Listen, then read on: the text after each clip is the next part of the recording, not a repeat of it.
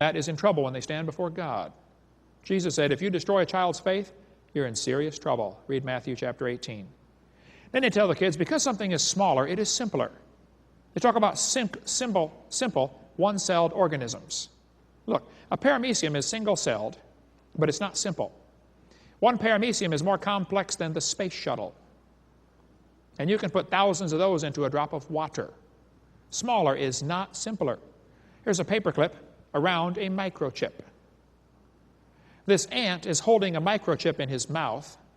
That microchip can process every letter of the Bible 200 times per second. Smaller is more complex. I'll show you. Let's compare the brain of a honeybee to the NASA Cray computer, the YMP C90, at one time the world's fastest computer. The Cray computer is huge. The brain of the honeybee is tiny. The Cray computer did 6 billion calculations per second. They estimate the honeybee's brain does 1,000 billion per second. The Cray computer uses many megawatts. The honeybee uses 10 microwatts, extremely efficient. The honeybee can fly 1,000,000 miles on 1 gallon of honey. Let me see you make a machine that gets 1,000,000 miles per gallon. The Cray cost $48 million. The honeybee's brain is pretty cheap. You splat them on your windshield all the time. Many people scramble when the Cray breaks down. The honeybee heals itself. The Cray weighed 2,300 pounds. The honeybee's brain doesn't weigh too much. Let's see, what can we conclude? The supercomputer was huge, slow, inefficient. You had to babysit the dumb thing. But everybody knows it had to be designed. Right? There's nobody with half a brain that'll tell you the Cray came from an explosion in an electronics factory. It was designed, okay? And yet they turn right around and think the honeybee evolved. And the brain of a human is a lot more complex than a honeybee. A lot more complex. Did you know your brain is capable of a memory capacity of storing all the information of the British Library?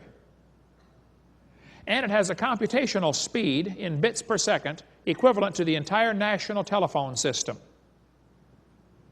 Just in 3 pounds of gray matter.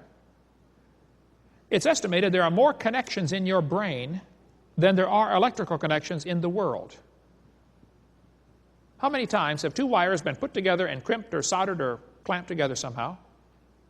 Wire nutted in the world? Your brain probably has more than that in the number of connections. Just one brain.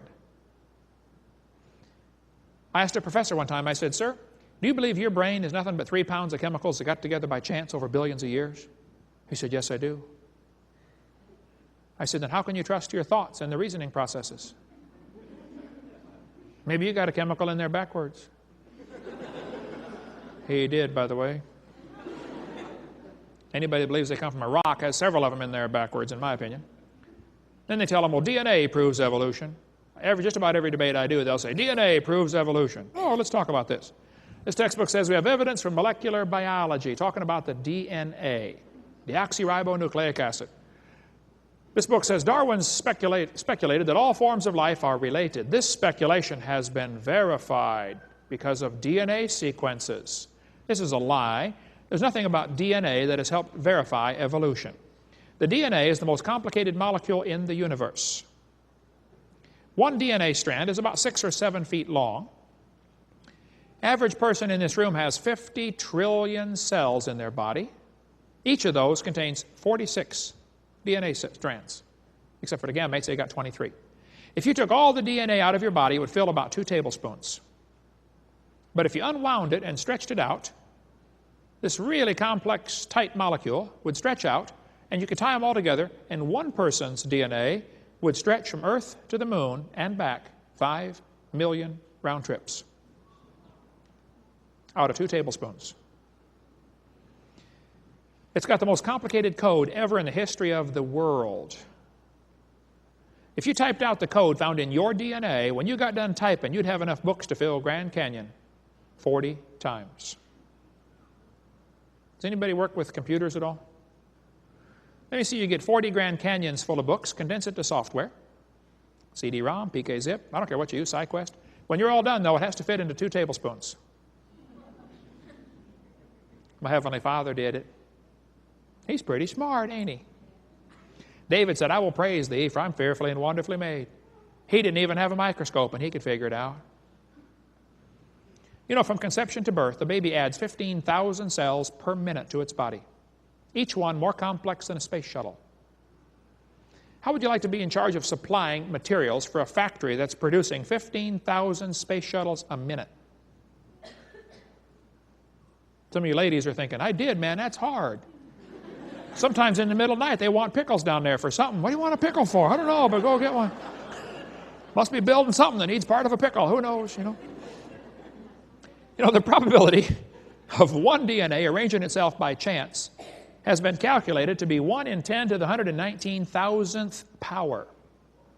That's a big number when you consider the entire visible universe is 10 to the 28th inches in diameter. Big number. DNA does not prove evolution. DNA only shows how complex life is. You know, penicillin only has 2 chromosomes. Fruit flies have 8. I put together some critters and said, you know, I think I know how evolution really happened. Penicillin was first, and it evolved to a fruit fly. And then it evolved to a tomato. Or a housefly. They're twins, you know, they both have 12 chromosomes. Very hard to tell the difference between those two. And then slowly over millions of years, they got some more chromosomes and became a pea. And then it evolved to a bee. Now here you can see the similarity. P, B, very similar. And then very slowly it evolved to lettuce. And over millions of years, finally, triplets were born. Did you know the possum, the redwood tree, and the kidney bean all have 22 chromosomes? The average scientist cannot tell them apart. Let's see, possum, redwood tree, kidney bean. Yeah, let me see. Tree, got it. Possum, oh, we got it, folks. There we go. And then slowly, over millions of years, we evolved to a human. Here we have 46. And if we can just get 2 more, we're going to be a tobacco plant. Sometimes I'll get on the elevator and I'll say, man, you're evolving. You're way ahead of me.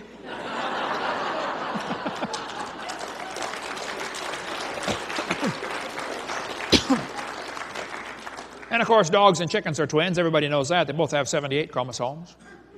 And someday we might get enough chromosomes to be a carp. And it probably won't happen in my lifetime, but maybe we'll evolve far enough. Someday, in star date 349572, we can be a fern.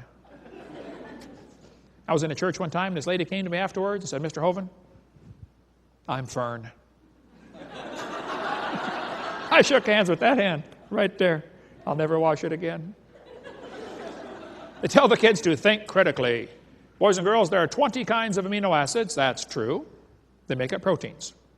Explain how this fact supports the idea that all life shares a common ancestor. No, that fact supports the idea that all life has a common designer.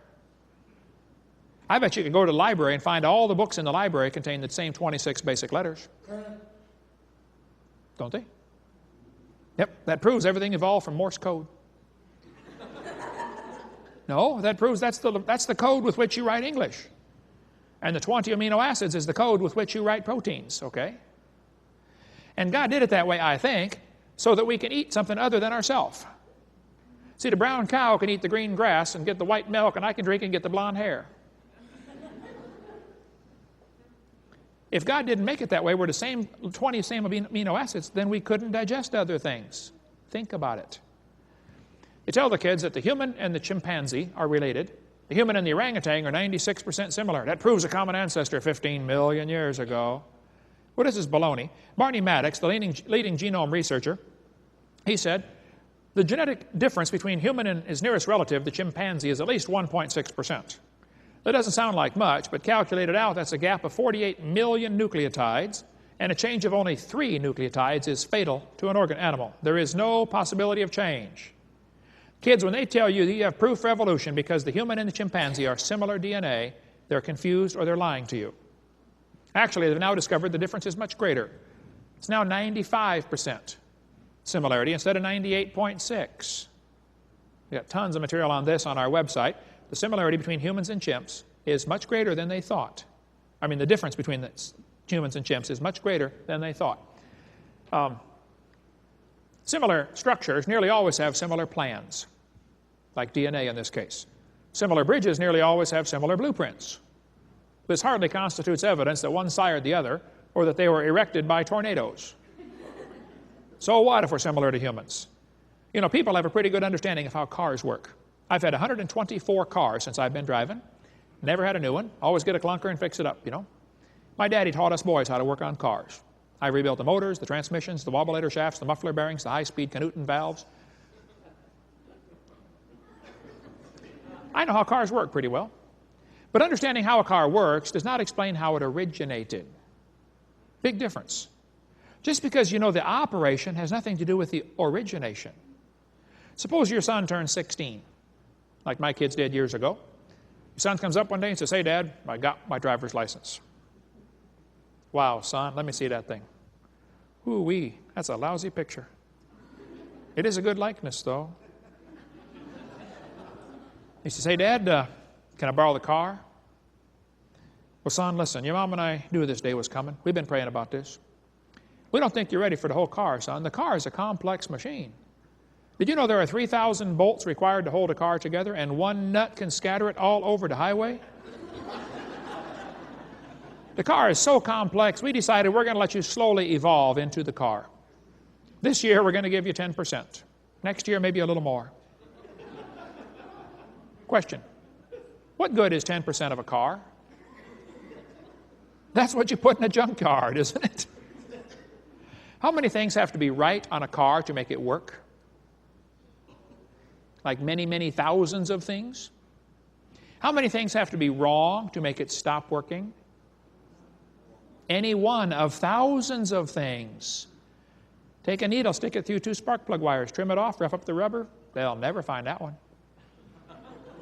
Pull the distributor cap, take a pencil, rub it around, put it back. That's a tough one to find. When somebody's getting married, pull out the coil wire, stick a doorbell wire in there, shove it back, take the doorbell wire through the firewall, and weave it through the fabric of the front seat. They're getting ready to go on their honeymoon, you know, hit that, bam, ooh, wow. Don't get me started, we can go for hours. I like working on cars. Folks, complex things require a designer. And yet they tell the kids that humans and chimpanzees are similar. There are thousands of differences. But even if there are some similarities, so what? If you think the percentage of similarity proves something, let me show you the research I've been doing. I've discovered that clouds are 100% water. Watermelons are 97%. Only 3% difference.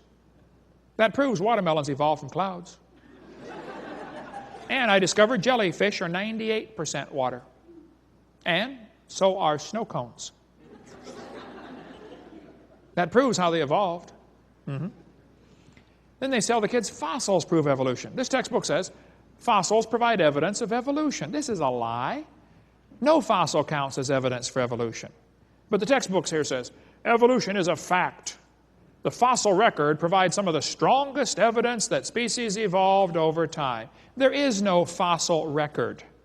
You don't look back in the fossil record, you look at fossils.